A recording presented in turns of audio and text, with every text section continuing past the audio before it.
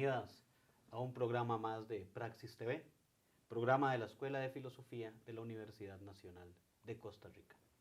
Y el día de hoy nos encontramos en el primer programa dedicado a la EUNA, a la producción de la EUNA, y en este caso, este espacio que hemos llamado Praxis TV, Diálogos Literarios. El día de hoy vamos a conversar con los autores de las obras ganadoras del certamen Una Palabra del año 2021, que justo el año anterior, 2022, ya salen publicadas.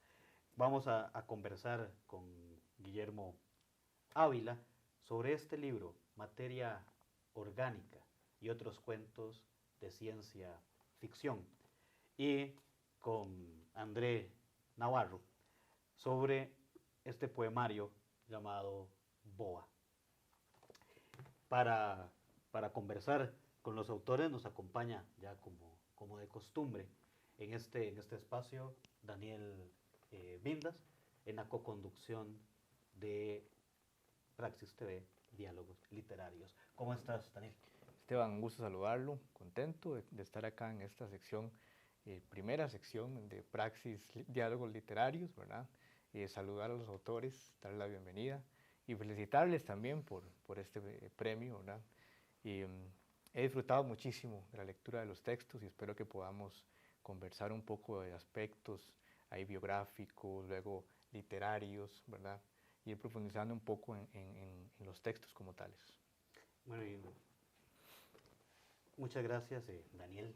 Y bueno, un placer como siempre que nos acompañes en este espacio para conversar sobre las obras publicadas por la EUNA. Bueno, darle la bienvenida a Guillermo. Muchas gracias por aceptar la invitación y por acompañarnos hoy. Muchas gracias a ustedes por la invitación. Un honor estar aquí para compartir sobre literatura, que es algo que nos apasiona. Muchas gracias, Guillermo. Y André, ¿verdad? Bienvenido. También muchas gracias por aceptar la invitación al programa. Y bueno, también por acomodar sus agendas de trabajo y demás, ¿verdad?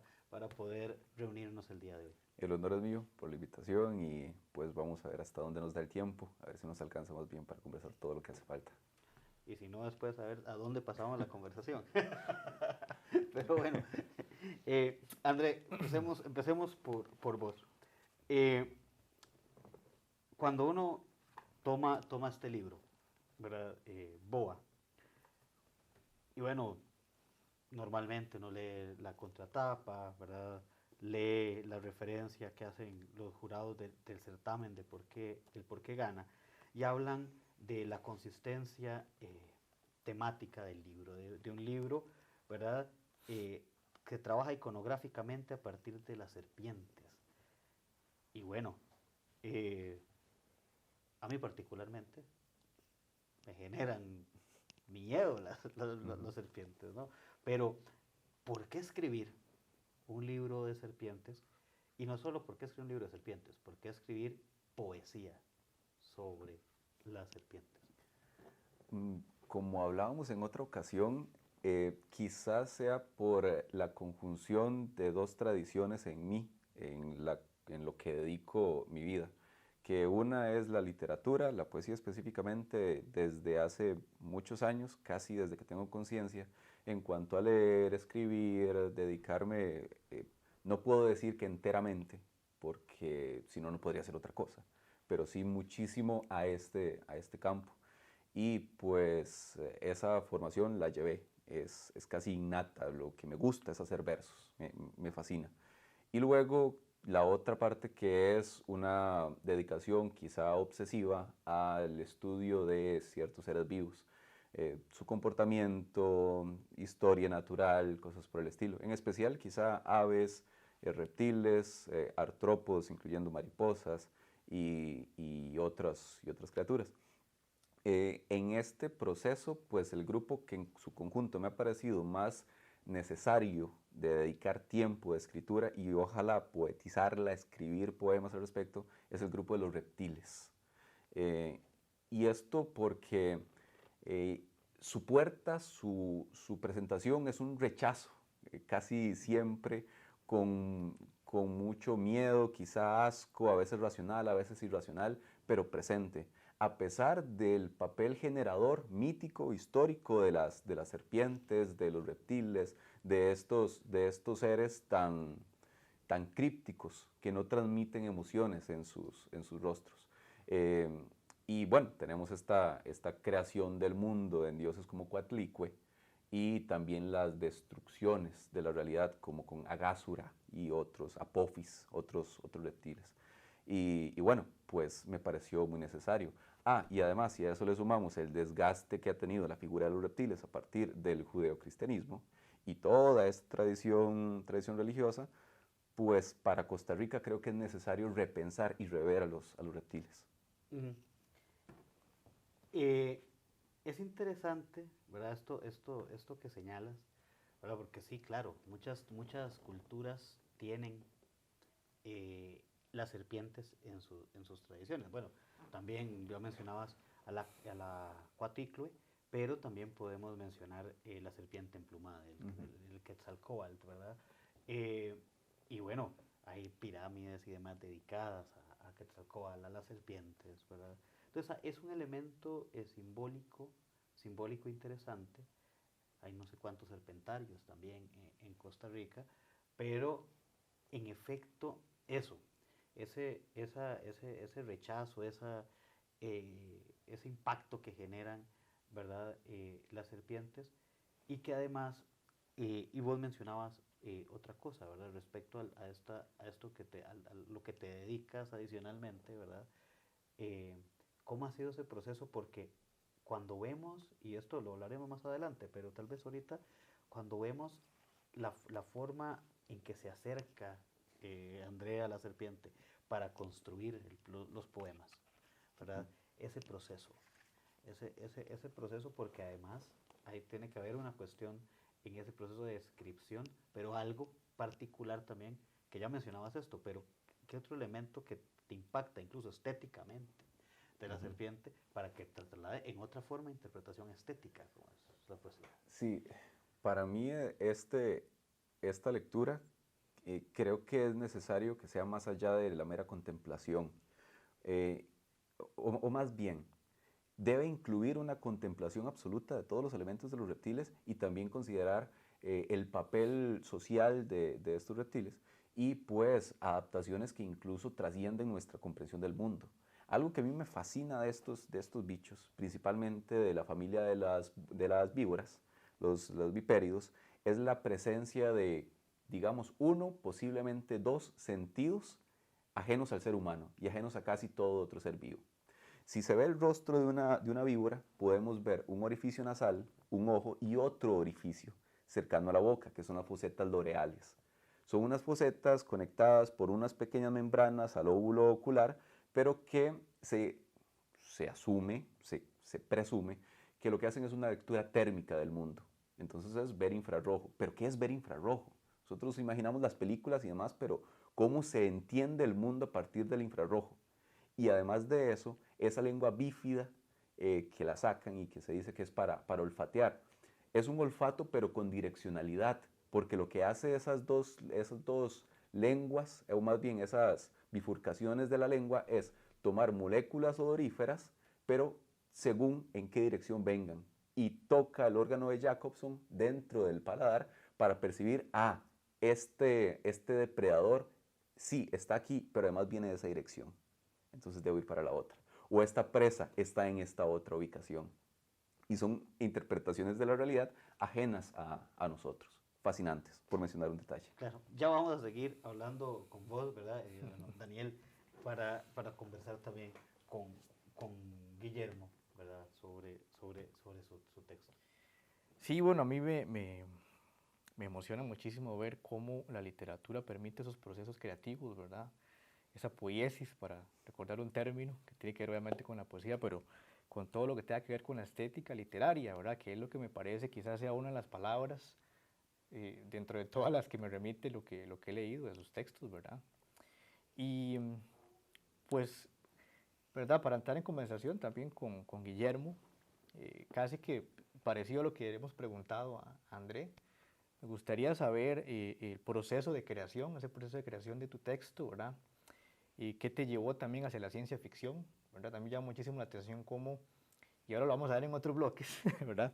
Cómo el texto de Guillermo me parece a mí que colinda con la filosofía en algunos casos, colinda con la bioética y hasta colinda con la misma teología, ¿verdad? Y ya vamos a ver ahora en los siguientes bloques por qué es, pero bueno, por ahora me gustaría también conversar eso, ¿verdad?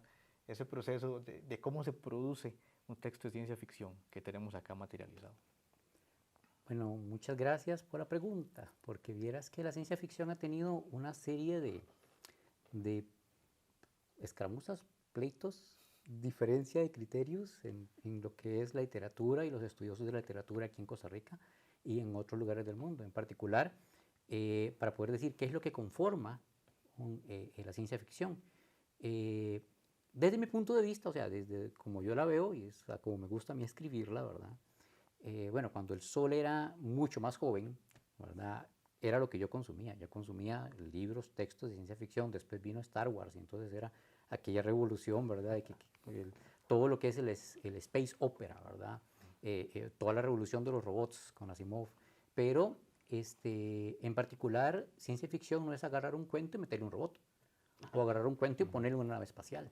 Ciencia ficción conlleva un poco de cosas adicionales, ¿verdad? En donde no solo tengo que construir un mundo que es diferente en el que estamos, donde va a haber problemas tal vez muy similares, pero adicionalmente ese mundo tiene que tener coherencia científica. Si yo voy a decir que los carros vuelan, por lo menos tener una idea de cómo científicamente el carro puede volar. No sé si ustedes ven cine, pero vieron Pandora, ¿verdad? Avatar. Aquellas rocas flotantes enormes, bueno, ahí puede ser algo de fantasía, unas rocas flotando mágicamente, no, pero resulta que esas rocas tienen algún tipo de explicación, ¿verdad? Magnética por el centro del planeta que las lleva a estar ahí. Entonces hay una explicación científica detrás de eso. No lo hemos visto aquí, no estamos con esas cosas aquí en este mundo, pero en otro mundo puede darse y hay una explicación científica detrás de eso. Entonces ahí es donde tenemos que llegar. Obviamente un cuento que tenga esa base científica, pero ir un poco más allá, porque el cuento no es solamente describir, no sé, que un pato cruzó la calle, ¿verdad? Y la cruzó volando en un huevo volador electromagnético. No. ¿Cuál es ese sentido existencialista que usted me está diciendo? ¿Qué es lo que me está diciendo ese cuento? Y ahí tenemos muchos lugares comunes, ¿verdad?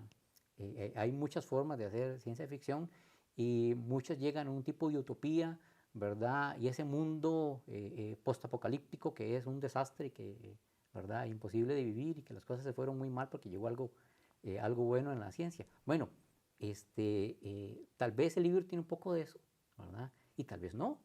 ¿Por qué no podemos meter romanticismo, amor, ¿verdad? ¿Por qué no podemos meter ese sentimiento filial? Es otro tipo de cosas que se pueden ir analizando y que es posible justamente dentro de un contexto con ciencia ficción. Sí, me parece que hay un hilo con varios argumentos en tu texto, por ejemplo, un deseo, inclusive cosas que la literatura permite, ¿verdad? Es decir, si hay un basamento y se muestra un conocimiento tuyo de la informática, de la ciencia, ¿verdad? Y unas críticas antropológicas y políticas al género homo, al género, o digámoslo, homo sapiens, para no meter a los otros homos, ¿verdad? Homo sapiens, ¿verdad? Y una crítica fuerte a los proyectos políticos de civilización, a la crueldad del ser humano, por ejemplo, que a veces ni los mismos androides, ¿verdad? O los mismos personajes tuyos no tienen, ¿verdad? Consideran una virtud, por ejemplo, en el primer cuento, que las personas podamos hablar cara a cara, ¿verdad? En uno de tus mundos narrativos, el mundo de Elitien, ¿verdad?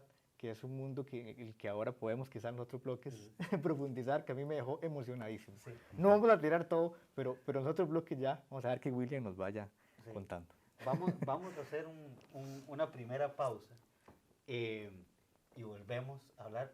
Una cosa que señalan ambos ahorita, que me parece valiosa y en este segundo bloque lo abordaremos, y es que la producción literaria no surge de ocurrencias, ¿no? Un conocimiento científico de las causas a la hora de trabajar ciencia ficción. Hay un conocimiento claro del objeto del individuo, del elemento, ¿verdad? Del anfibio, ¿verdad? De la serpiente en este caso, sobre la que voy a trabajar y voy a construir el texto, ¿no? O sea, no es inspiración de musas, simplemente la producción literaria, como suele ser desmeditada por algunas personas que no tienen muy claro cómo se escribe. Inspiración serpentina, ¿no? sería en este caso. Sí. Reptiliana. Reptiliana. Y se relaciona de una vez con la ciencia ficción. Sí. Bueno, vamos a hacer una breve pausa y ya regresamos a Praxis TV, Diálogos Literarios.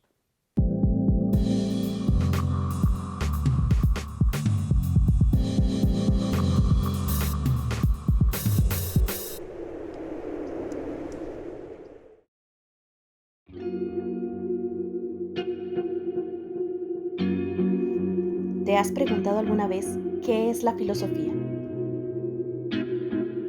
Bueno, la filosofía es la búsqueda del conocimiento de todas las cosas, del mundo, de la naturaleza, del ser humano. Es ir en búsqueda de la verdad.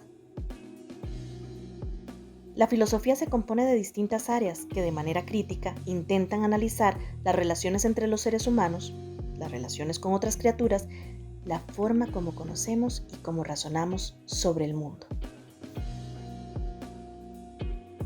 La ética es la disciplina filosófica que estudia el bien y el mal, sus relaciones con la moral y el comportamiento humano en sociedad. Es por esto, en favor de la convivencia, donde la suma de las acciones forja la conducta humana y nuestras costumbres, que debemos actuar con responsabilidad, justicia y prudencia. Esto considerando que nuestras acciones tienen consecuencias incluso sobre nuestro entorno y nuestro porvenir.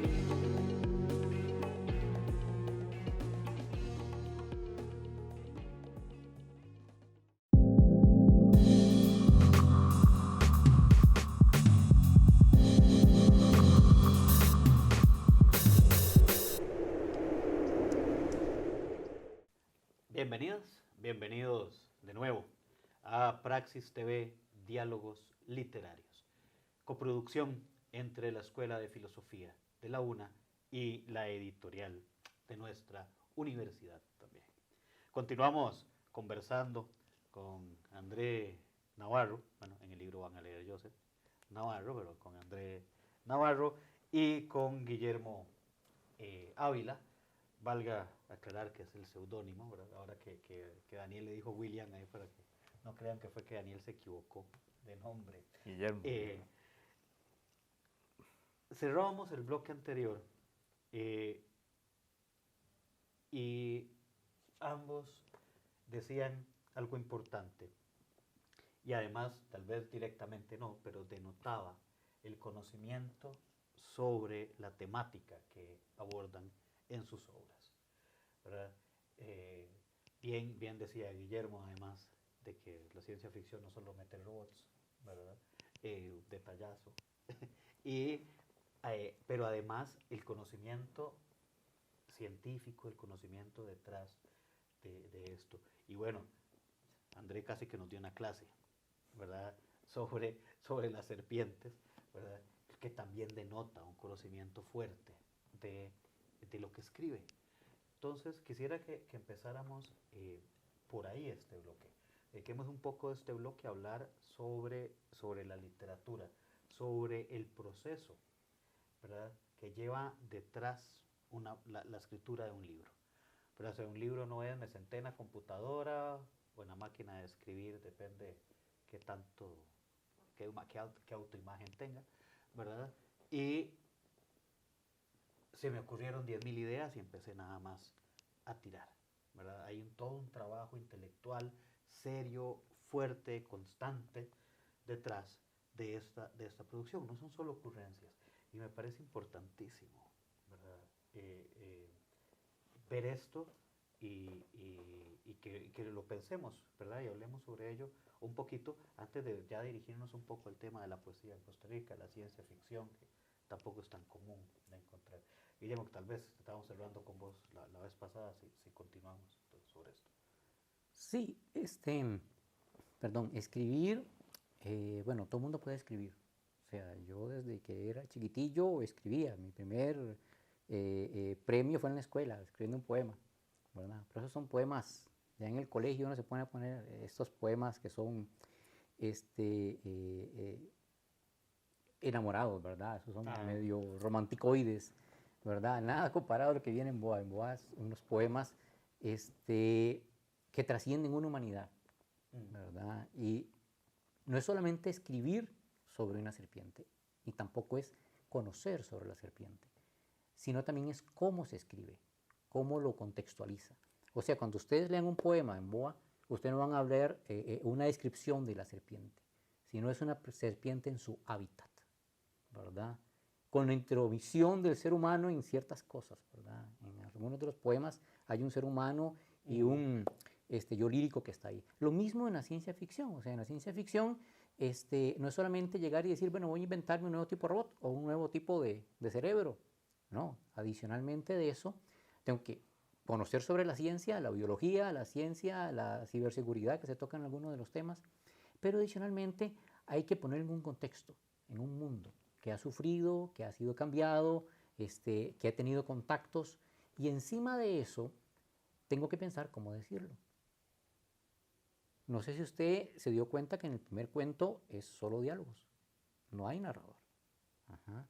Entonces, dependiendo de las palabras que yo utilice, así puedo identificar quién es el personaje que está haciendo, ¿verdad? Que está hablando, que está construyendo las cosas. Entonces, hay una manera de decir las cosas, lo que voy a decir, lo que lo sostiene y lo que transmite. Todo eso es literatura. Y todo eso tiene que conjugarse para poder presentar algo que sea bello para la gente, que sea interesante, que sea, además de lúdico, que lo ponga a pensar. Claro. Ciencia ficción en Costa Rica, de ahí parece que hay desde hace tiempo, según Iván Molina, ¿verdad? Desde el tiempo de Carlo Gallini. Actualmente hay muchos escritores noveles que están sacando ciencia ficción. Tenemos a Clark, ¿verdad? Con Telémaco, tenemos a Manuel Delgado con El vuelo del Ra, que fueron novelas que se publicitaron, pero también tenemos a otros, Daniel Garro, que es de la editorial UNED, editor, y él ha sacado cualquier cantidad de libros que tienen que ver con ciencia ficción, perdón. La UNED también está sacando toda una serie de antologías de ciencia ficción, justamente tomando en cuenta esos autores. Entonces ya empezamos a tener un bagaje, empezamos a tener un grupo de autores que están poniendo, Daniel Figueroa con El fantasma de los sueños, Daniel González también con El efecto Cassandra. Todos ellos tal vez no son conocidos, pero están construyendo, están generando ciencia ficción. Y obviamente eso se va a ir madurando. Laura Quijano es otra. Entonces, puedo mencionar un montón, ¿verdad? Así que no es que Materia Orgánica es el único libro que ha sido escrito hasta el momento. No, existe ciencia ficción. Y entonces se hace no solamente porque estamos abriendo brecha, sino si es un poquito difícil porque tenemos que hacer brecha nueva, ¿verdad? No tenemos que replicarnos. Claro. No, y ahí hay una cuestión, porque yo recuerdo cuando en la comisión del certamen Una Palabra hablábamos sobre los géneros que iban a salir este año. Lo curioso, bueno, para este año yo estaba en el certamen, ¿verdad? En la comisión. Y bueno, una de estas razones era, bueno, es que ciencia ficción, o sea, nunca ha salido normalmente poesía, cuento, novela, ensayo, pero específicamente cuento de ciencia ficción no había salido. Entonces, bueno, pues y fue también buscar jurados y demás, ¿verdad? Pero también implicaba, ¿verdad? De que muchos de nosotros tampoco es que conocíamos mucho el baje de ciencia ficción en Costa Rica, ¿verdad? Que entonces, bueno, ya vos nos vas explicando, nos vas contando una serie de autores, que eso también es bastante importante y bastante rico en eso, ¿verdad? Y además mencionabas otra cosa, que cuando lo mencionabas también, porque ya que hablabas del libro también de André, pero bueno, ya que André también conoce este libro, la relevancia también que hay cuando vamos a escribir, y sobre todo ese tipo de cosas, de casi crear ese perfil del personaje para que a la hora que lo metemos no se nos tumbe, no se nos caiga. Y sin dar demasiados detalles de los personajes, porque sucede mucho, al menos he notado mucho, que es fácil empezar a describir un personaje y decir hasta el color de las uñas de los pies. Pero qué tan relevante sería eso quedará a criterio del escritor o de la persona escritora. Ahora, a mí me gustó mucho este libro que entra en un tema durísimo, ciencia ficción y crear mundos y tecnología, IA y demás, pero también se corre el riesgo de tratar de decir demasiadas cosas y terminar sin decir nada, cosa que es un error que este libro no comete. Yo hago una analogía muy, bueno, al menos el otro día pensaba en este libro, en serio, cuando veía Todo en todas partes al mismo tiempo, la película, porque aborda un tema complejo y no se detiene a explicar el origen de cada uno de los mundos, ni todas las máquinas en su funcionamiento, no.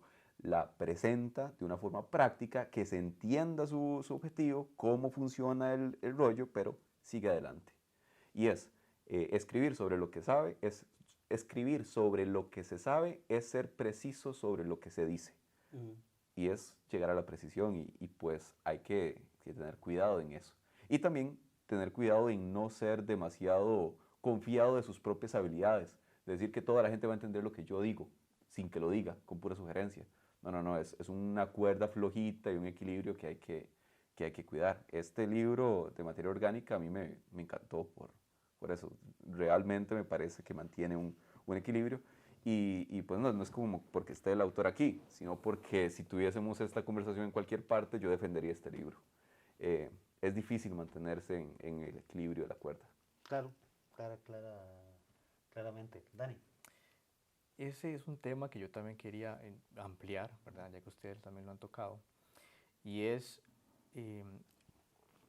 cómo se logra un hilo conductor, que es lo que acá se enuncia también las personas del jurado cuando opinan, por ejemplo, sobre los textos, ¿verdad? Ese hilo conductor no solamente sobre un tema, sobre una disciplina como tal, que la literatura, sino sobre otras disciplinas, en este caso, literatura y conocimiento sobre las serpientes, ¿verdad? O cómo se va de la biología al mito, de aquí para allá, digamos, como lo dice ahí en el texto BOA, ¿verdad? Y lo mismo también con materia orgánica, ¿verdad? Quizá esa pregunta es la que podríamos ampliar, ¿verdad? ¿Cómo lograr ese hilo conductor? ¿Cómo hacer dialogar a las disciplinas, ¿verdad? Según mi lectura, que también es muy interesante porque la lectura que uno hace está muy marcada por la formación que uno tiene, o por la deformación, no lo sé, ¿verdad? Entonces, mi lectura, ¿verdad? En el caso de materia orgánica estuvo muy marcada por la teología y por la filosofía, ¿verdad? Hay unas capacidades creativas en materia orgánica, la capacidad del ser humano de ser pantocrator, de ser creador de todo, ¿verdad? Entonces es una afrenta a ese Dios, ¿verdad? Omnipotente, por decirlo así. Eso a modo de comentario, pero ahora me gustaría también que ustedes puedan ampliar un poco más sobre cómo se logra ese hilo y ese diálogo entre disciplinas, ¿verdad? Adelante. Bueno, Guillermo, pues rápidamente, lleva tiempo. O sea, escribir cuentos y escribir novelas son cosas totalmente diferentes. La novela, como digo yo, le enseña a usted a organizarse, ¿verdad? El cuento le enseña a usted a ser conciso. Sin embargo, para este libro, tuve que construir un mundo. Tal vez lo vamos a ver ahora más adelante. Hay un mundo completo, un mundo entero, sí, ¿verdad? De los cuantos cuentos que tenemos aquí son solo vistazos, ventanazos de eso. Es ahí donde se construye el hilo. El hilo es mucho más amplio. Claro. Y tiene que estar muy bien definido desde antes. Claro. Y ahora que hablaba Daniel, ¿verdad? De este hilo, y ahora en el próximo bloque ya hablaremos en concreto de BOA, pero también, y relevancia en esto, digamos, ya nos decía Guillermo, la novela, el cuento, la poesía, ¿verdad? Incluso cómo lograr mantener o la importancia incluso de lograr sostener esa uniformidad, esa temática, poder sostener ese libro, pero además con poesía, ¿verdad? Sostener la insinuación, sostener esto, vincular incluso ese yo lírico que puede aparecer en diversos momentos, ¿verdad? De los poemas, dándonos un hilo, ¿verdad? Que aparezca en todo lado. Sí, algo que me acabo de inventar en este momento, mientras usted hacía el comentario, es que creo que depende cómo se construye un poemario. Si es un poemario como un conjunto de poemas que no tienen relación entre sí, pero están unidos y se publican como libros, pues podría acercarse a la escritura de un cuento, la idea de ser conciso, me parece. Ahora, los libros de cuentos temáticos pues cambian bastante el rollo. Cuando más bien se pretende, a ver, lo dice alguien, voy a hacer un comentario sobre novelas y eso que nunca he escrito una novela, pero a lo que la gente dice de cómo se escribe una novela, creo que escribir un libro con un eje temático se acerca bastante a ello, por no pretender decirlo todo en el primer poema. Y yo creo que sí hay que hacer, al menos en mi caso, sí me es fundamental hacer una organización del libro y definir en qué momento soltaré cierta idea, cuándo esta otra, ciertos giros, cierta construcción, sí se necesita una planificación en la totalidad del libro. Claro, y definir el orden. Y definir el orden. El orden de los poemas. Y cuando pensamos, por ejemplo, en algo que señalábamos ahora fuera de cámara, o sea, en efecto no es lo mismo construir un libro un libro de poesía que sostenga en esta temática, que lo que mencionabas, una colección de poemas, ¿verdad? De distintos temas. Sostener la temática se vuelve un ejercicio, ¿verdad? Bastante pesado, ¿verdad? Incluso de que me imagino en el proceso puedes estar escribiendo poesía, ¿verdad? Y de un momento a otro se encuentra escribiendo un poema que no es propiamente de este libro. Montones, pasa una barbaridad, incluso dentro del mismo poema, que quizá sí tiene la idea, pero la construcción, el tono, el ritmo, la métrica, pues no corresponde a esto. Entonces, muy tristemente, pues hay que cogerlo y recortarlo, no botarlo, pero guardárselo. Quizás sirva para algo más. Pero eso pasa a montones, desviarse. Creo que para escribir un libro hay que escribir 10 libros más. Y ahí hay otra cosa importantísima, y ya tenemos que cerrar para ir al último bloque, pero es ese proceso que a la hora de la escritura, a ver, cuando estamos revisando un texto, cuando nos sentamos con algunos amigos a ver qué opinan, a que nos den su opinión, a que le metan tijera al texto, no te están cortando un dedo, ¿no? O no te están diciendo que tu chiquito es feo, ¿verdad? O sea, es el trabajo literario. El trabajo literario requiere ese trabajo de pulirse, de corregirse, de ir construyendo mejor la obra, y no es eso de que me senté, lo tiré y esta vara merece el Nobel, ¿no? Entonces, sí es como importante también mencionar eso, porque es muy común encontrarse que si mirás, es que tal imagen me parece que se puede mejorar, se puede modificar en tal cosa, tal par, no te están diciendo que el texto es malo, o sea, no te están diciendo sos un mal escritor. Entonces, esas referencias, y no tomarse personalísimo, ¿verdad? Algunas observaciones que van en el camino a enriquecer y mejorar la obra, ¿no? Pues somos seres sociales, no seres individuales. El trabajo que hacemos es conjunto en prácticamente cualquier espacio. La literatura es uno más. Puede tener el nombre, al menos en mi caso, ese nombre, pero sé que hay gente que estuvo colaborando. Y posiblemente mi compañero acá tenga 1000 historias de opiniones. Claro. Bueno, vamos a hacer una última pausa y ya regresamos a hablar específicamente sobre los textos, ¿verdad? Ya hemos ido anunciando cosas, pero ahora vamos a hablar un poquito sobre los textos, y al final de la entrevista también la posibilidad de conocer un poquito de lo que está adentro. Ya regresamos a Praxis TV, Diálogos Literarios.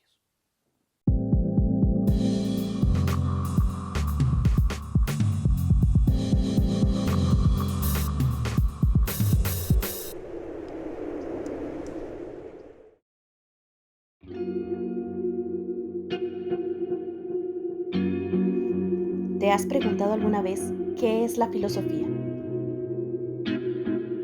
Bueno, la filosofía es la búsqueda del conocimiento de todas las cosas. Del mundo, de la naturaleza, del ser humano. Es ir en búsqueda de la verdad.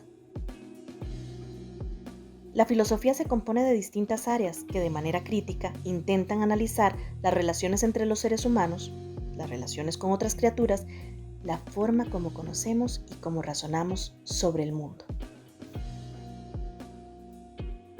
¿Por qué filosofía?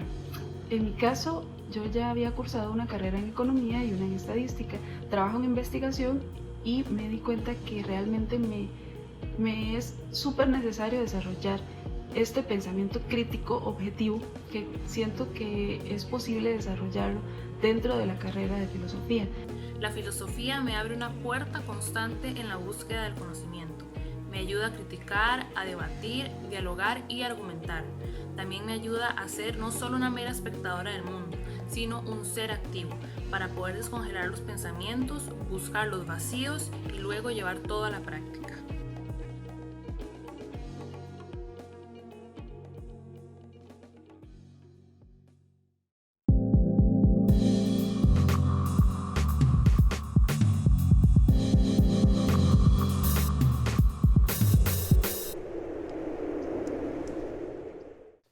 Bienvenidas, bienvenidos de nuevo a Praxis TV, Diálogos Literarios. Y continuamos conversando con Guillermo, con André y en compañía de Daniel, ¿verdad? Sobre estos libros, Boa y Materia Orgánica, ganadores del certamen Una Palabra del 2021. Daniel, ya en un par de momentos ya has querido meter ahí, ¿verdad? Para hablar sobre los textos, ¿verdad? Entonces, bueno, empecemos a hablar un poco sobre materia orgánica. Bueno, en materia orgánica, el texto como tal tiene un cuento que se llama así, ¿verdad? En materia orgánica. Ese cuento a mí me llamó la atención porque dentro de todo lo que se cuenta ahí, ¿verdad? Hay una parte donde dos científicos, ¿verdad? Se reúnen con otro, esos dos científicos, uno es oncólogo y el otro es neurólogo, ¿verdad? El otro con el que se reúnen, que nunca logran ver, ¿verdad? Lo escuchan, tratan con ellos y demás, al final resulta que dice que son dos personas en un solo cuerpo, ¿verdad? Eso me llamó mucho la atención, aparte de otras capacidades que tienen las personas en este universo que crea Guillermo, ¿verdad? De que pueden crear órganos de la nada, por ejemplo, ¿verdad? Eso me llamó la atención desde el punto de vista de un debate teológico que también es filosófico, ¿verdad?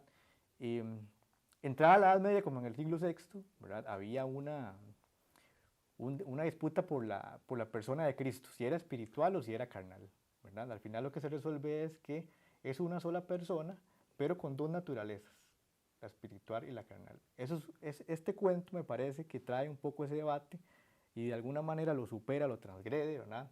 Porque en este caso es un ser que no es divino, ¿verdad? Es un ser distinto, que el que tiene en este caso esas capacidades, de tener, por ejemplo, una naturaleza más androide y otra humana, ¿verdad? Yo creo que eso está interesante, ya con eso va para conversar con Guillermo sobre ese cuento, por ejemplo.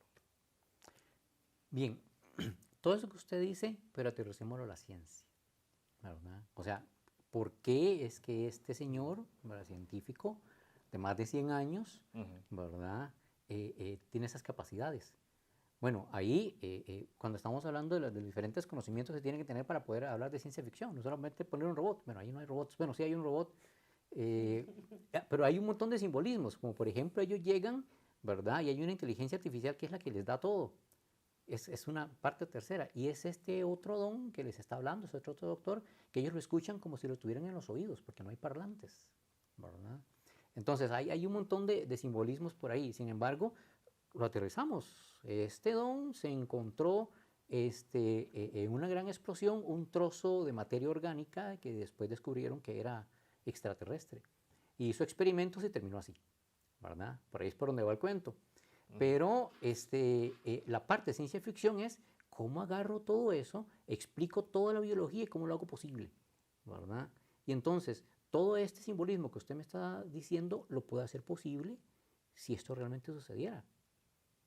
¿verdad? Es la parte del trabajo de la ciencia ficción, aterrizarlo, hacer algo que por un momento es surreal o es espiritual, en algo físico posible, asible y con un asidero científico.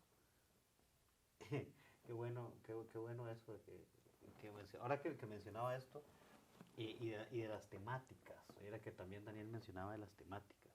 Es que uno normalmente encuentra mucho en la ciencia ficción, o sea, la ciencia ficción suele ser sumamente política, Claro. en muchos casos, ¿verdad? O sea, encontramos esta construcción de mundos y esos escenarios en esas construcciones de mundo donde si hay críticas a los gobiernos, hay críticas a la misma forma de organización, ¿verdad? O sea, que no escapa, ¿verdad? Entonces esa fusión, ¿verdad? De cómo construir esto, ¿verdad? Incorporando esta otra serie de elementos, ¿verdad? Que nos permiten hasta tener ciertas licencias para trabajar cosas e insinuar cosas, ¿verdad? Que perfectamente usted podría estar representando un individuo que podría estar leyendo el libro y usted le está tirando durísimo en el libro y el individuo lo está leyendo y dice, qué maravilla. Y no, ¿verdad? Hay bueno, en este cuento en particular, entre los otros científicos, el ontólogo y el otro, sí hay una discusión moral, ¿verdad?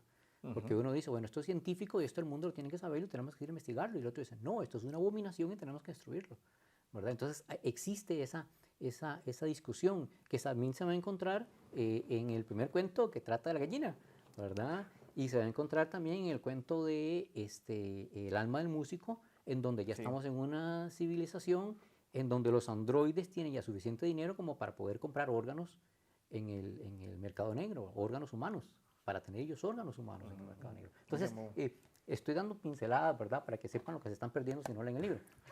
Es que también el tema... Para que lo compren. Pero Dani, tenemos que pasar a OA para que nos vaya dando tiempo. Aquí vamos a poder hacer como 10 programas, se nos dan por hablar mucho. Podemos grabar unos 3 seguidos de una vez hoy, ¿no?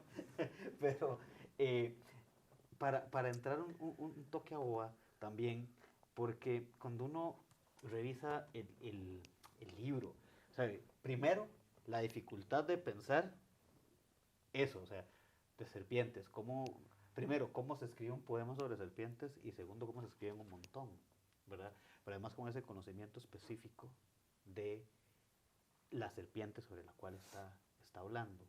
Y además en el libro aparece un yo lírico, ¿verdad? Que habla de su abuelo, que habla, ¿verdad? E incluso hay momentos en que uno puede ir leyendo y puede sentirse que ese yo lírico es la misma serpiente que está hablando, ¿verdad? ¿Cómo es ese proceso de construcción que tienes? Y de paso, cuando uno lee esto, a mí me gusta mucho, bueno, esto de los anfibios que no me da miedo son las tortugas, ¿verdad? Y el poema de Carlos Torca ahí tiene un final que a mí me parece hermosísimo, ¿no? Donde dice, el anillo es una tortuga muerta en otra parte. O sea, esta construcción de imágenes en un libro como este, y esa incorporación de sello lírico que vos haces en el texto. Algo que no quería hacer cuando lo escribí era escribir un libro de odas hacia los reptiles, porque bueno, es algo bastante concreto. Tampoco quería que fuese puro exteriorismo y sacar todas mis emociones a partir de estos animales. Una cosa sí, la otra también, pero no todo de ambas cosas. Así pretender tener varios yo líricos, varias lecturas de estos individuos, también que incluso algunos no tengan que ver necesariamente con los reptiles, sino que sean detonantes para hablar de otras cosas. La música, por ejemplo, o más bien la música no escrita antes del entendimiento de la música, como en Loxoscemus bicolor, la pitón excavador, cómo nombrar aquello impensable y que sean los reptiles los que permitan pues andar en diferentes caminos y que diverger en distintas zonas. Sí quise escribir algunos un poco más crípticos, otros un poco más tangibles, como algunos caimanes por allá y su exhibición de órganos en plena vía pública y pues para hacerlo un poco más ameno. Sí fue planificación. Ahí sí no puedo decir que haya sido el yo lírico de la mano suelta cuando me salió al escribirlo. Sí traté de construirlo. Eso sí, en el orden en el que lo escribí, no es en el orden en el que se presentan aquí. Ah, bueno, eso es un detalle. Sí. Un detalle relevante. Porque aproveché los días en los que quizá andaba más místico, si me permite la palabra, para escribir varios juntos. Pero en su conjunto, pues podían ser un poco pesados. Igual, algunos otros días donde quería decir cosas quizá más claras o con más ira o más compasión hacia alguna persona o algún grupo de personas y pues después entremezclarlos en un orden que fuese más ameno, más acorde a la presentación.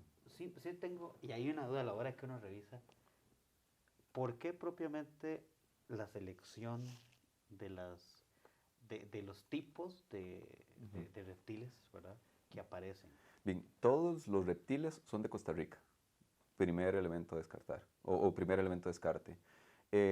Y aunque quizá todos tengan algo que decir, muchas especies me generaban emociones muy similares. Por ejemplo, las bejuquillas, el grupo de Oxybelis, que tenemos 3 bejuquillas en Costa Rica, pues creo que podía decir lo mismo. Mi mente no es tan genial como para decir cosas muy específicas de todas ellas, pero sí decir algo sobre las bejuquillas y la representación de... A ver, el poema, no sé si se entiende, pero mi idea es, los humanos hemos creado muchos dioses, y dioses animistas, para la lluvia, para la fertilidad y demás. Pues no tenemos un dios para las cosas que no se mueven, para lo inamovible, y una bejuquilla no se mueve. Si hay una representación física de un dios que no se mueve, es una bejuquilla. Pues para decir eso, escogí una de las 3. Que la escogí porque una vez andaba pues buscando lechuzas y me cayó una Oxybelis de esas, una bejuquilla en la espalda y me anduvo cruzando por todo. Entonces, si tenía que escoger una, pues era esa. Sí. Y más o menos ese fue el criterio para casi todos los individuos que están ahí. Muy bien. Bueno, tenemos que ir cerrando, ¿verdad? Nos quedan unos minutos y quisiéramos pedirles, ¿verdad?, que terminemos de hoy con un poco de los libros. Entonces, tal vez, Guillermo, si nos lees un pequeño fragmento del libro y posteriormente... Voy a hacer un poco, explicar un poco que el libro no es solamente cuentos donde yo metí un robot. O sea, el primer cuento que yo metí un robot fue el primero de todos y es una gallina, un robot gallina, que aparte de eso es asesina, ¿verdad? Y encima de eso metemos, ¿cómo se llama? Alienígenas. Bueno, vamos a meter alienígenas y en materia orgánica se habla sobre la biología de la alienígena. Pero ¿por qué no metemos también minotauros? Seres fantásticos. En el libro también hay seres fantásticos, ¿verdad? Y si este autor loco es lo suficientemente loco para meter un minotauro que se encuentra un pedazo de nave espacial, ¿por qué no hacer un cuento en donde un hada trae un androide que fue construido por alienígenas? Y hacemos todo el paquete. Entonces, esto es lo que voy a leer, una página y un poquito solo para el inicio, ¿verdad? Perdón que me quiten los lentes, pero no leo con lentes. Y dice así, el inicio del cuento Carcasa. Cristóforos Angelis Morris tenía la extraña capacidad de segmentar su mente. Su parte creativa se iba a vagar por mundos fantásticos, mientras la mecánica seguía implementando algoritmos para aparatos inteligentes. Cualquier desarrollador novato diría que la implementación de algoritmos requiere creatividad, pero no. La parte creativa era la definición del algoritmo. La implementación podría serla cualquier androide de clase C. Morris lo sabía y sabía cómo dividir su cerebro, pero también corría el riesgo de enfocar todos sus sentidos, al menos sus percepciones cerebrales, en el viaje fantástico. Fue por eso que no percibió la llegada del hada. «Hola, Morris». El cuerpo delgado de un androide euliano hizo temblar el piso. Era solo una carcasa, hueca, pero a pesar de su forma pesaba considerablemente. El hada que lo traía sonreía bastante fresca y divertida.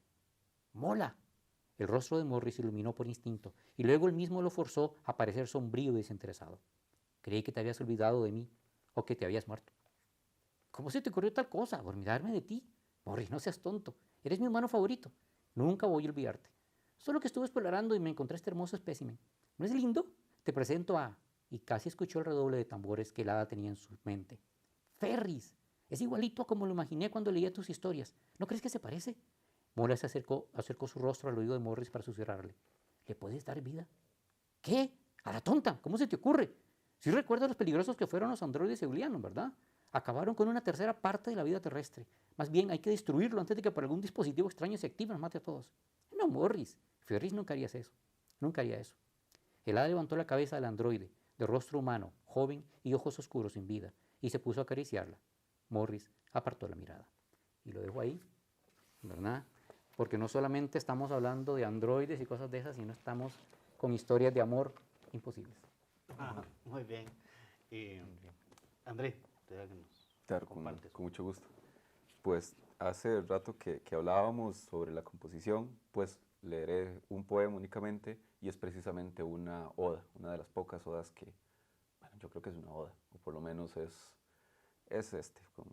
que me gusta. Y se llama Culebra Ciega. Es específico para Amerotriphlus costarricensis. Es una culebrita muy pequeña, muy rara en Costa Rica, únicamente se observa en Monteverde y en lugares específicos. Es esta culebrita que solo vive bajo tierra, entonces pueden imaginar la falta de ojos o la carencia de ojos funcionales. Y esto es Culebra Ciega. La evolución hizo a la culebra reptante en la oscuridad de la hojarasca, debajo de ella como quien ve arriba la descomposición de los huesos. La culebra ciega es el cordón umbilical que une los reptiles a la noche. Incluso posee dentadura únicamente en la maxila superior. Casi parece que el tiempo la privara de estar completa para el trasiego de sus dones. Tan solo viva está aislada, sin saber que existen las lumbreras o las calles de un sentido, o las demás serpientes junto al líquido del alba al pulir sus cuerpos y perfeccionarlos. La culebra ciega, remanso, ¿qué mejoría le podrá dar la noche sino cubrir el tiempo con su aroma tan simple bajo la ausencia de los dedos y la manta de piel que le cierra los ojos? La serpiente es un sueño infinito, la forma líquida de la ausencia. Antes de que ustedes se vayan, creo justo mojar el ánimo con los aromas agradables. Así ocurre para el ciego, que por años escucha crecer a la muerte y al sentirla llegar, igual la mira sorprendido. Gracias. Muy bien, muchas gracias André, muchas gracias Guillermo, Dani, ¿verdad? Muchísimas gracias y muchísimas gracias a todos y a todas quienes nos observan. Hoy nos vamos con esta canción del cantautor costarricense Alan Guzmán y esto que se llama Gigantes Pequeños. Hasta la próxima. Chao.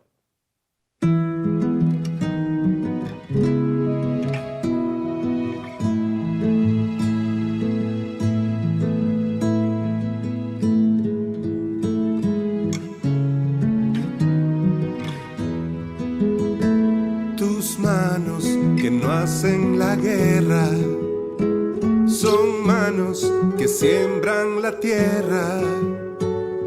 Arado y luz tu herramienta, la lluvia tu sueño alimenta. Tu piel sabe de los sudores, tus pies de cansancio y dolores, pero todo se convierte en amor cuando el fruto se asoma al sol. Bienvenido, gigante pequeño, transformaste tu trabajo sincero en sustento y le das a este mundo sediento la magia y los colores de los alimentos. Bienvenido, gigante pequeño, nadie sabe ni un poquito de tu sufrimiento. No imaginan todo lo que hiciste por la paz, por la vida y por la gente.